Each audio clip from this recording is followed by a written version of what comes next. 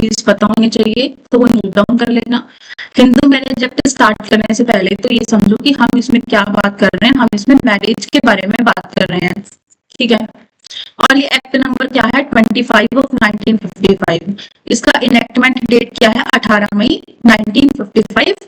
और Hindu marriage act इसका नाम है 1955 का, ठीक है। अब मैंने आपको पहले बताया था कि हम पहले पढ़ेंगे हिंदू मैरिज एक्ट, फिर हम पढ़ेंगे Hindu adoption and maintenance act, फिर हम लोग पढ़ेंगे Hindu minority and guardianship act, और फिर हम लोग पढ़ेंगे हिंदू सक्सेशन एक्ट। तो ये 4 एक्ट हम लोग इस क्लास में कंप्लीट करेंगे हिंदू लॉ में। तो ये बात कर रहा है कि ये तो बहुत इंट्रोडक्शन है कि भाई एक्ट नंबर क्या होता है, enactment date, Hindu marriage act, इसका नाम है प्रियम्बल। देखो प्रियम्बल का मतलब जैसे हम कॉन्स्टिट्यूशन में भी प्रियम्बल पढ़ते थे, इंट्रोडक्टरी पार्ट होता है, तो ये भी इंट्रोडक्शन बता रहा है कि हिंदू मैरिज एक्ट क्या है, an act to amend and codify the law relating to the marriage among Hindus. कि यहाँ पे एक ऐसा एक्ट है जो क्या करता है, जो अमेंड करता है, मतलब चेंज करता है, और कॉडिफाई करता है। कॉडिफाई का मतलब मैंने परसों बताया था कि जैसे बहुत सारे हमारे पास क्या है, बुक्स है, और उसमें से हम क्या है, मेन पॉइंट को हम एक जगह लिख दे तो उसको कॉडिफाई करना बोलते हैं। तो ये एक्ट क्या कर रहा है, अमेंड कर रहा है और कॉडिफाई कर रहा है लॉ को। लॉ किसके रिगार्डिंग में है, मैरिज अमंग हिंदूज, सिर्फ हिंदूज के बारे में है और किसी रिलीजन के बारे में नहीं है। तो ये 3 चीज 25 है एक्ट नंबर, 18 मई और हिंदू मैरिज एक्ट। प्रियम्बल क्या बात करता है कि एक ऐसा एक्ट जो कि क्या करता है, अमेंड करता है और कोडिफाई करता है, ठीक है, लॉ रिलेटिंग टू मैरिज। किसके, जो आप लॉ बना रहे हो किसके रिलेटिंग में, मैरिज अमंग हिंदूज, ठीक है। बहुत सिंपल, हैंड रेस करो अगर प्रियम्बल समझ आ गया।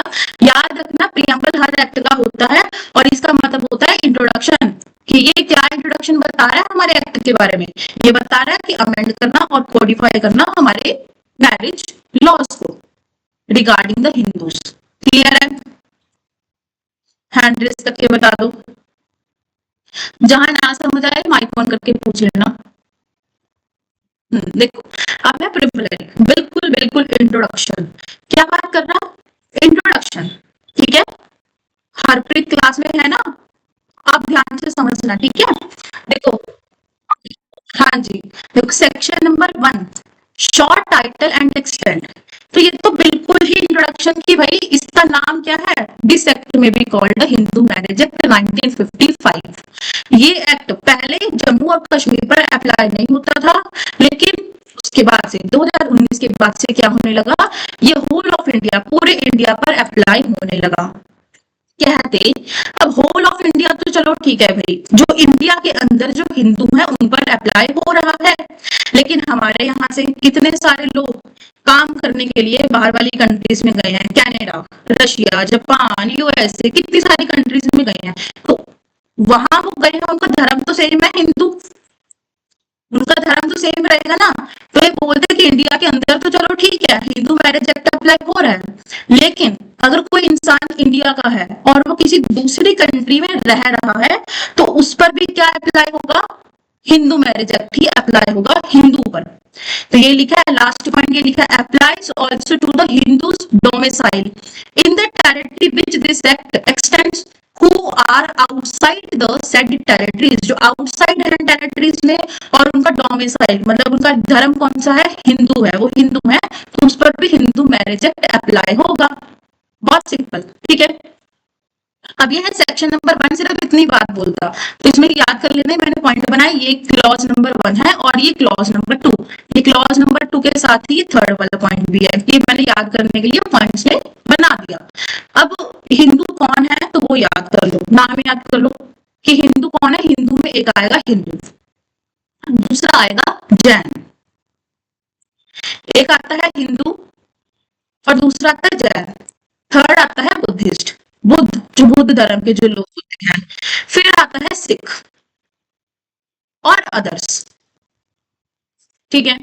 तो एक क्या है, हिंदू, जैन, बुद्ध, सिख और अदर। अभी अदर में कौन आएगा, जैसे आपको पता है कि पुराने समय में कौन होते थे, जैसे ब्रह्मो समाज बना रहता था, ब्रह्मो समाज होता था, ठीक है, आर्य समाज होता था, तो ये लोग भी तो हिंदू हैं, तो ये इन लोगों को भी क्या किया गया, हिंदू में इंक्लूड किया गया। अगर एक क्वेश्चन पूछ लिया जाए कि हु इज अ हिंदू, तो आराम से लिख देना, एक होता है हिंदू, बुद्ध, जैन, सिख और अदर। अब अदर में वो सारे लोग आते हैं। अब अदर नीचे भी लिखा गया है कि नीचे क्या है, who is not Hindu, Hindu कौन नहीं है वो स्पेसिफाई कर दिया। मुस्लिम हिंदू नहीं है, क्रिश्चियन नहीं है, पारसी नहीं है और ज्यू नहीं है। इन सब के लॉज अपने अपने बने हुए हैं। मुस्लिम लॉ भी बना है जो ज्यादातर कॉलेजेस में और जुडिशरी के एग्जाम में आता है, मुस्लिम लॉ और हिंदू लॉ। लेकिन अभी कुछ दिन पहले ही एक लड़की का मेरे को मैसेज आया कि मैम आपके पास क्रिश्चियन लॉ के नोट्स हैं, मैरिज के, पारसी के, ज्यू के। तो मैंने उसे मना किया कि भाई मैंने तो ये पढ़ा ही नहीं है। तो मतलब कि इनके भी मैरिज के, एडॉप्शन के, इन सब के भी क्या होता है, एक्ट होते हैं, लेकिन मैंने पढ़े नहीं है। मैंने सिर्फ हिंदू और मुस्लिम ही पढ़ा है, जो कि मेनली पूछा जाता है। तो ये याद कर लेना कि ना ही मुस्लिम आता है, ना ही क्रिश्चियन, ना पारसी, ना ज्यू, क्योंकि इनका धर्म डिफरेंट होता है। लेकिन जो सिख होते हैं, बुद्ध होते हैं, जैन होते हैं, वो रहेंगे तो हिंदू ही, ठीक है। वो इंक्लूड वो हिंदू में ही होते हैं, बेशक उनका धर्म थोड़ा डिफरेंट है।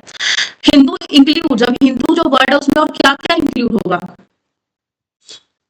ये नाम याद कर लेना, वीराशैव, लिंगायत, फॉलोअर्स ऑफ ब्रह्मो समाज, आर्य समाज और प्रार्थना समाज। ठीक है, इस जो पुराने समय में जो बनाए जाते थे ना समाज, ब्रह्मो समाज, ठीक है, आर्य समाज, जो कि पर्टिकुलर इनका गोल होता था, ये उसे फॉलो करते थे। जैसे जैसे मान लो कि ब्रह्मो समाज है, ये क्या करते थे, ये लोगों की भलाई करते थे, एक इनका अपना ग्रुप रहता था, ये सबकी हेल्प करते थे, चैरिटी करते थे। तो वो सारे लोग भी क्या है, वो सारे लोग भी हिंदू में इंक्लूड होंगे। तो हिंदू की डेफिनेशन याद हो गई ना, ये इसी तरह से याद करनी है, अदरवाइज कंफ्यूज हो जाओगे बेयर एक्ट में। ठीक है, हैंड रेस करके बता दो। और लास्ट पॉइंट, मतलब कि इन्होंने सब समझाया कि कौन हिंदू, कौन मुस्लिम, कौन क्या। लास्ट में इन्होंने बोल दिया कि भाई अगर आपका कस्टम और यूसेज अलाउ करता है तो आप हिंदू में इंक्लूड हो जाओगे। मतलब अगर आपका धर्म और आपका कस्टम्स वगैरह हिंदू के रिलेटेड में है, मतलब आपका धर्म, आप ऐसी वैल्यूज को फॉलो करते हो, ऐसे कस्टम को फॉलो करते हो कि जो हिंदू में है, तो आप आ जाओगे, ठीक है, तो आप हिंदू में इंक्लूड हो जाओगे। Unless it is proved that any such person would not have been governed by the Hindu law or any custom or law. अगर आपको हिंदू के द्वारा गवर्न किया जा रहा है, अगर आप हिंदू हो तो ठीक है, अदरवाइज आप हिंदू नहीं माने जाओगे। फिर आपको अपने कस्टम को बताना पड़ेगा, कस्टम एंड यूसेजेस देखे जाएंगे कि आप हिंदू में हो या नहीं। क्योंकि ऐसे भी कई बार केसेस आते हैं, कई बार क्या होता है कि कंफ्यूजन बहुत रहती है। एग्जाम्पल देख, जैसे कि एक लड़का क्या है, हिंदू, और एक लड़की क्या है, मुस्लिम। अब इन्होंने शादी की, अब इनके बीच में क्या आ गया, डिस्प्यूट, भाई हमें तो चाहिए डाइवोर्स। तो ये कहाँ जाएंगे भाई, ये हिंदू लॉ में आएंगे कि मुस्लिम लॉ में आएंगे। तो वो चीज, तो ये ऐसे काफी डिस्प्यूट्स आते हैं जिसमें काफी कंफ्यूजन रहती है कि हिंदू में आएगा कि मुस्लिम में आएगा। अब इसका भी जवाब है, अब इन्होंने नीचे बता दिया एक्सप्लेनेशन, जो कि बहुत इंपॉर्टेंट है। कहते हैं कि the following persons are Hindu, Buddh, Jain, Sikh by religion. कहते वो तो इंक्लूड हैं हिंदू में जिनका जो बाय धर्म से, बाय रिलीजन से ही वो क्या है, हिंदू, बुद्ध, जैन और सिख हैं। लेकिन अब मैं पहले में इसका मतलब बताती हूँ। एक होता है लेजिटिमेट, जायज बच्चा, एक होता है इलेजिटिमेट, नाजायज बच्चा। तो इसकी हिंदी यही है, लेजिटिमेट का मतलब जो कि जायज बच्चा है, जो कि वैलिड मैरिज से हुआ है, और इलेजिटिमेट वो होता है जो वॉइड मैरिज से हुआ है, नाजायज बच्चा। ठीक है, तो एनी चाइल्ड, अब यहाँ पे मान लो एग्जाम्पल, जैसे वही सेम एग्जाम्पल कि अगर एक लड़का हिंदू है, लड़की मुस्लिम है, या लड़का मुस्लिम है, लड़की हिंदू है, उन्होंने शादी की, उनका बच्चा हुआ, फिर डाइवोर्स लेना है, बच्चे को मेंटेनेंस भी देना है, बच्चा कौन रखेगा, ठीक है, किसके पास गार्जियनशिप जाएगी, तो कोर्ट कैसे डिसाइड करेगा, इस एक्सप्लेनेशन से डिसाइड करेगा कि कोई बच्चा, चाहे वो लेजिटिमेट हो चाहे वो इलेजिटिमेट हो, अगर उसके दोनों parents Hindu, Buddh, Jain, Sikh by religion है, तो वो बच्चा भी क्या होगा, हिंदू होगा। ये तो बहुत सिंपल पॉइंट है कि अगर दोनों पेरेंट्स, बोथ पेरेंट्स, मम्मी भी और पापा भी, फादर मदर दोनों क्या है, हिंदू है, तो उसका बच्चा भी हिंदू। अब वो फर्क नहीं पड़ता कि वो जायज है या नाजायज है, ठीक है। अब ये कंसेप्ट अभी छोड़ देना लेजिटिमेट और इलेजिटिमेट वाला। उसके बाद समझो कि दूसरा पॉइंट कि एनी चाइल्ड, चाहे वो लेजिटिमेट हो चाहे वो इलेजिटिमेट हो, अगर उसका एक पेरेंट वन, ऊपर टू लिखा था यहाँ पे वन लिखा है, one of whose parent is a Hindu, Buddh, Jain, Sikh by religion and who is brought up as a member of the tribe. ये बहुत बड़ा केस था, काफी अच्छा केस है। इसमें क्या हुआ था कि एक लड़की थी क्रिश्चियन और लड़का था, सॉरी, लड़की क्या थी, हिंदू थी और लड़का क्या था, क्रिश्चियन था। तो इनकी शादी हुई। फिर इसका जो फादर है वो इनको छोड़ के चला गया। ये जो हिंदू लड़की है, इसने अपने, इसका बेटा था तो इसने उसे कैसे बड़ा किया, हिंदू धर्म के अकॉर्डिंग, मतलब पाठ पूजा करनी सिखाई, मंदिर जाता था, ठीक है, और ग्रंथ वगैरह पढ़ता था, पूजा वगैरह करता था। तो यहाँ पे ये चली गई कि भाई मेरे बच्चे को क्या दिलवाओ, इसकी आधी प्रॉपर्टी दिलवाओ। इसके फादर की बड़ा अमीर था तो बोलते कि प्रॉपर्टी चाहिए मेरे बच्चे को या मेरे को दिलवाओ ताकि एज ए मेंटेनेंस।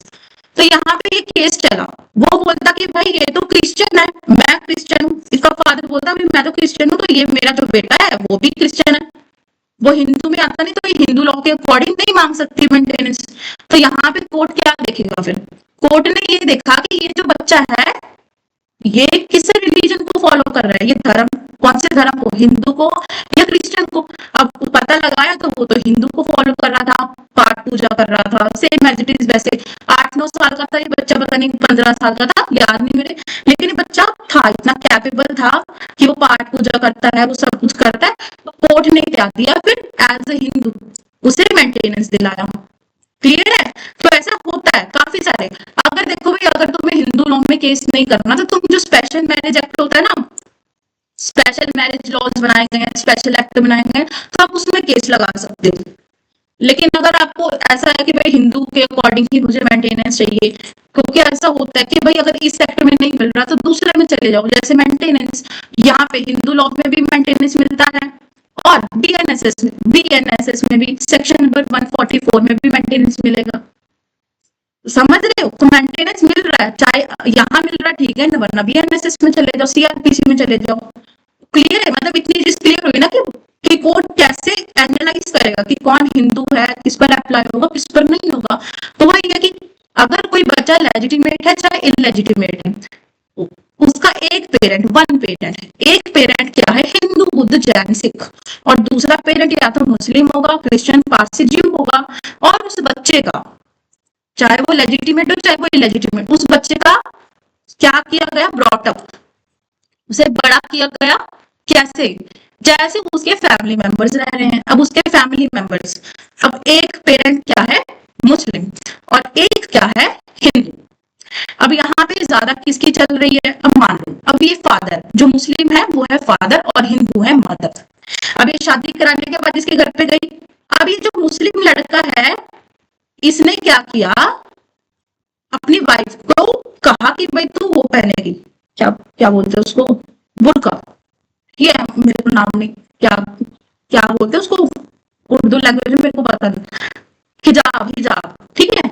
अब और इसके जो बच्चे हुए वो क्या पढ़ते हैं, इनका जो वो नमाज पढ़ते हैं, ठीक है। तो यहाँ पे भी इसके बीच में केस आया केस आया कि भाई बच्चों को मेंटेनेंस चाहिए, वाइफ को अलग होना है क्योंकि इसे मारते ऐसा। अब वो मेंटेनेंस मांग रही है या डाइवोर्स मांग रही है, तो वो क्या दिखाएगी कि भाई मैं तो हिंदू हूँ, लेकिन उसके बच्चे, उसके बच्चे का ब्रॉटअप कैसे हुआ, एज ए मुस्लिम हुआ ना, तो वो मुस्लिम लॉ में जाएगी, हिंदू लॉ में नहीं आएगी, क्योंकि उसके बच्चे किसे फॉलो करते हैं, मुस्लिम को। तो यहाँ पे कहा गया कि उसका ब्रॉटअप कैसे किया गया, as a member of tribe community group, कि जैसे वो लोग फॉलो कर रहे हैं तो वैसे किया गया, तो उसका बच्चा भी क्या माना जाएगा, उसी रिलीजन का माना जाएगा। तो मैंने आपको दोनों एग्जाम्पल्स दिए, हिंदू के भी दिए और मुस्लिम के भी दिए। अब क्लियर है, हैंड रेज करके बता दो।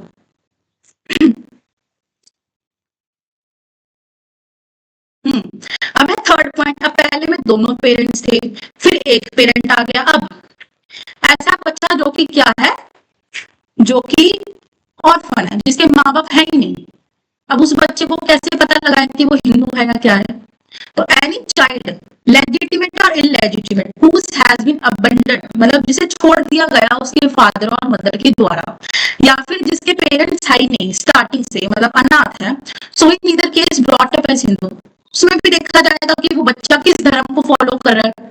मान लो कि कोई पेरेंट्स है, उनकी डेथ हो गई, किसी बच्चे के पेरेंट्स की डेथ हो गई, अब वो बच्चा रह रहा है अपने चाचा के साथ, ठीक है, या फिर अपनी मासी के साथ, किसी के साथ भी रह रहा है और वो उन्हीं के धर्म को फॉलो कर रहा है, तो यहाँ पे वही देखा जाएगा कि वो जैसे मान लो इसकी मासी है मुस्लिम और इसका चाचा क्या है हिंदू, तो अब वो मासी के साथ रह रहा है तो वो मुस्लिम को फॉलो कर रहा है, हालांकि इसके जो पेरेंट्स थे वो हिंदू थे, तो वो उससे फॉलो कर रहा है, तो वो जिसे फॉलो करेगा वो जैसा ब्रॉटअप होगा, वो जैसा बड़ा होगा ना जिस धर्म को फॉलो करते करते, वही धर्म उस पर अप्लाई हो जाएगा। अगर वो हिंदू बुद्ध जैन सिख की तरह उसका ब्रॉटअप हुआ है तो वो हिंदू लॉ में गिना जाएगा।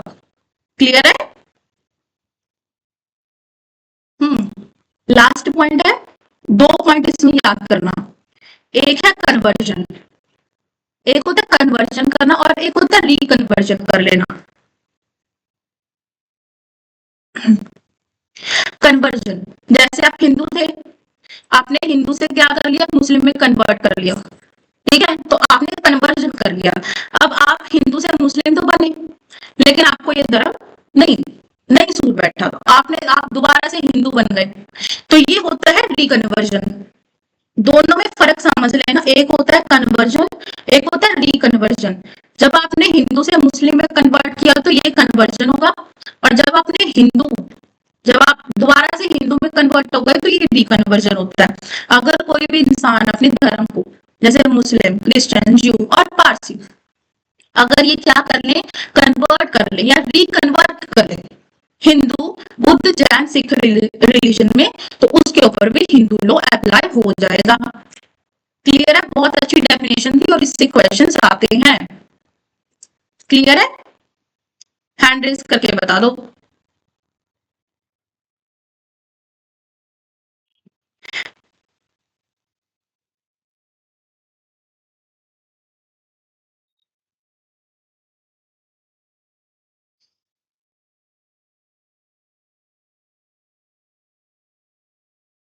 इसमें से याद कैसे करना है, देखो ऊपर आएंगे पहले दो पेरेंट्स, दोनों ही पेरेंट्स हिंदू हैं, या फिर एक पेरेंट हिंदू है, अब कोई पेरेंट नहीं है तो वो अबंडन, मतलब उसे छोड़ दिया गया, अनाथ है। उसके बाद क्या है, कन्वर्जन कर लेना, तो बस ये इस तरह से याद कर लेना, कन्वर्जन और रिकन्वर्जन कर लेना, बस इस तरह से याद कर लो तो आसानी से हो जाएगा। एक सेकेंड होल्ड रखना।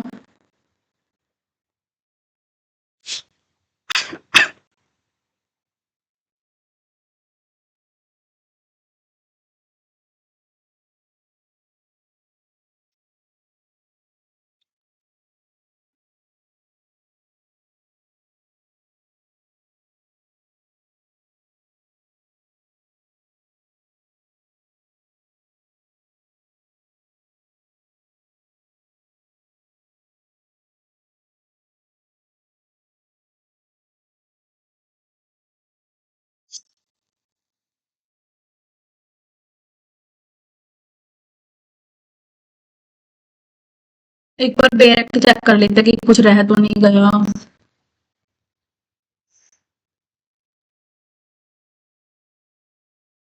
हाँ ठीक है, कंप्लीट हो गया है, पूरा कराया मैंने, पूरी डेफिनेशन हमारी कवर हो गई है। अब अगली डेफिनेशन पढ़ेंगे। अब है कस्टम एंड यूसेजेस, ठीक है, ये क्या है, डेफिनेशन क्लॉज आ गया।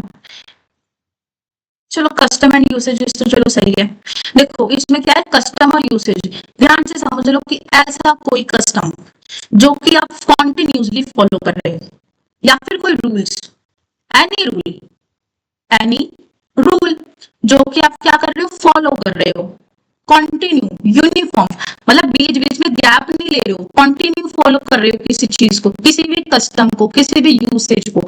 यूसेज का मतलब होता है किसी चीज का बार बार क्या करना, वही काम करना, जैसे पाठ पूजा रोज करना, तो वो यूसेज हो जाएगा। ठीक है, क्या कर रहे हो, has obtain the force of law, आप कोई ऐसा काम कर रहे हो बार बार बार बार बार बार, मतलब ऐसा कस्टम फॉलो कर रहे हो जो बाद में क्या बन गया, लॉ बन गया। ये मैंने कस्टम में भी पढ़ा था, जब मैंने परसों पढ़ा कि भाई कस्टम क्या होते हैं, दो तरह के। 2 सेकेंड, 1 सेकेंड।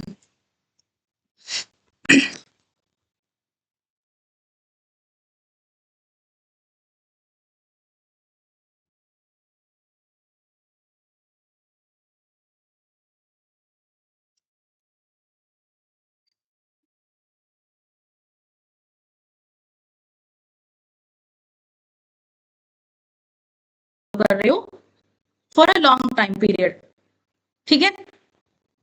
उसके बाद है कि हम्म, अब ये जो आप फॉलो कर रहे हो वो कोई भी कर सकता है, जैसे कोई एरिया, कोई पर्टिकुलर एरिया हो, कोई ट्राइब हो, कोई कम्युनिटी हो, ग्रुप हो, या फिर कोई फैमिली। तो इसमें से अगर कोई भी फॉलो कर रहा है कॉन्टिन्यू और यूनिफॉर्म तरीके से, क्या करने के लिए, has obtain the force of law, ताकि वो क्या बन जाए, वो लॉ बन जाए। तो वो क्या बन जाएगा, वो कस्टम एंड यूसेजेस कहलाएंगे। लेकिन वो क्या नहीं होना चाहिए, सेम पॉइंट, कि वो अनरीजनेबल नहीं होना चाहिए और अपोज टू पब्लिक पॉलिसी नहीं होना चाहिए। क्योंकि भाई अगर अगर लोगों के खिलाफ होगा, अगर उससे लोगों को हार्म होगा, तो वो लॉ नहीं बनेगा। क्लियर है? हैंड रेस करके बताओ, समझ आया ना? कोई भी rule, continuity, uniform, area, tribe, community, group और फैमिली, बस इतनी चीज आपको याद रखनी है। फिर प्रोवाइडेड में कहा, प्रोवाइडेड वेरी इंपॉर्टेंट, कि भाई क्या नहीं होना चाहिए, unreasonable or oppose to the public policy नहीं होना चाहिए। फिर समझो कि प्रोवाइडेड फर्दर दैट, अभी बार बार ना ये बेयर एक्ट पढ़ने का तरीका होता है। जैसे इसमें क्या लिखा है, प्रोवाइडेड दैट, एक प्रोवाइडेड बता दिया, दूसरा प्रोवाइडेड फिर बता रहा है, provided further that in the case of a rule applicable only to a family. समझ रहे हो?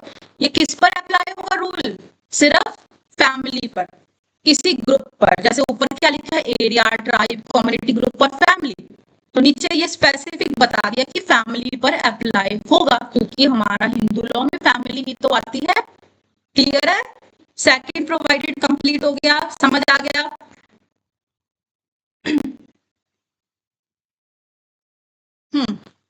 ये डिस्प्ले कोड करने की जरूरत नहीं है। एक लास्ट कंसेप्ट हम लोग पढ़ लेते हैं, जो कि बहुत आसान है और आपको समझ आना चाहिए। जैसे कि देखो, 3 तरह के ब्लड होते हैं, एक होता है फुल ब्लड, हाफ ब्लड और यूट्रिन ब्लड। फुल ब्लड में क्या होता है, अब इसमें ना रिलेशन बताया जा रहा है। किसका रिलेशन बता रहे हैं वो लोग, वो रिलेशन बता रहे हैं भाई बहन का, ब्रदर और सिस्टर का। अगर ये है सन 1, ये है डॉटर 1, मतलब ये बेटा और ये बेटी। अब इसके पेरेंट्स क्या हैं, ये रही मदर और ये रही फादर। अगर ये दोनों भाई बहन के मम्मी पापा सेम है, मतलब फुल ब्लड। अगर मदर और फादर सेम है, तो मतलब फुल ब्लड। अब यहाँ पे डिफरेंट वाइफ, मतलब अगर यहाँ पे डिफरेंट क्या आ जाएगी, अगर यहाँ पे डिफरेंट आ गई मदर, मतलब उसकी वाइफ ना, तो अगर वो डिफरेंट है तो यहाँ पे क्या आएगा, हाफ ब्लड। और अगर आया डिफरेंट हस्बैंड, तो है यूट्रिन ब्लड। अब मैं इसका एग्जांपल देके समझाती हूँ, बहुत आसान है। एक्चुअली क्या होता है कि ये रिलेशंस बता रहा है, रिलेशंस कैसे भाई बहन में। तो अगर तो मदर और फादर सेम है, याद या ऐसे लिख लेना कि अगर फादर सेम, मदर सेम, तो क्या होगा, फुल ब्लड होगा। और हाफ ब्लड में क्या होगा, फादर तो सेम रहेंगे लेकिन मदर डिफरेंट है, मदर क्या है, डिफरेंट, तो हाफ ब्लड। और यूट्रिन ब्लड में क्या होगा, फादर डिफरेंट और मदर सेम, मतलब मम्मी तो सेम है। फॉर एग्जाम्पल जैसे कोई बच्चा है, ठीक है, उसके फादर की डेथ हो गई, उसकी मदर ने सेकंड क्या की, मैरिज करी, तो वो उसका क्या, सेकंड हस्बैंड। तो यहाँ पे डिफरेंट क्या है, अलग, मतलब पहले ऑलरेडी एक बच्चा था और उसके बाद उसने दूसरे के साथ शादी की, तो दूसरा बच्चा। तो इनका जो रिलेशन होगा वो कैसा होगा, वो यूट्रिन ब्लड का रिलेशन होगा। क्लियर है? बहुत सिंपल भाषा में मैंने आपको समझा दिया। क्लियर है? अगर नहीं समझ आया तो माइक ऑन करके पूछ लो। और कल की क्लास में देखो, कल की क्लास में हम लोग बहुत बहुत ही ज्यादा इंपॉर्टेंट, जैसे कि स्पिंडा रिलेशनशिप, क्योंकि स्पिंडा रिलेशनशिप समझने के लिए, प्रोहिबिटेड डिग्री रिलेशनशिप समझने के लिए काफी ज्यादा टाइम चाहिए, ठीक है? तो यहाँ पे क्या बता रहा है कि स्पिंडा रिलेशनशिप क्या होता है और प्रोहिबिटेड डिग्री रिलेशनशिप क्या होता है, ये हम कल की क्लास में थोड़ा डिटेल में पढ़ेंगे। लेकिन आज की क्लास में हिंदू की डेफिनेशन अच्छे से कर लेना, और हरप्रीत कल की क्लास में याद करके आना हिंदू की डेफिनेशन की हिंदू में कौन कौन आता है, ठीक है? और ये फुल ब्लड, हाफ ब्लड और यूरिन ब्लड आपको आना चाहिए। क्लियर है? अगर क्लियर है तो हैंड रेस कर दो, कल की क्लास हम कर लेंगे, ठीक है? और जिसे ज्वाइन करना होगा तो मुझे बता देना। मेरे को पर्सनली मैसेज करना, ठीक है? ग्रुप में मैसेज मत करना प्लीज। अब मेरे को पर्सनली मैसेज करके बता देना, ठीक है? रिकॉर्डिंग्स आपको मिल जाएगी। Okay bye, good night.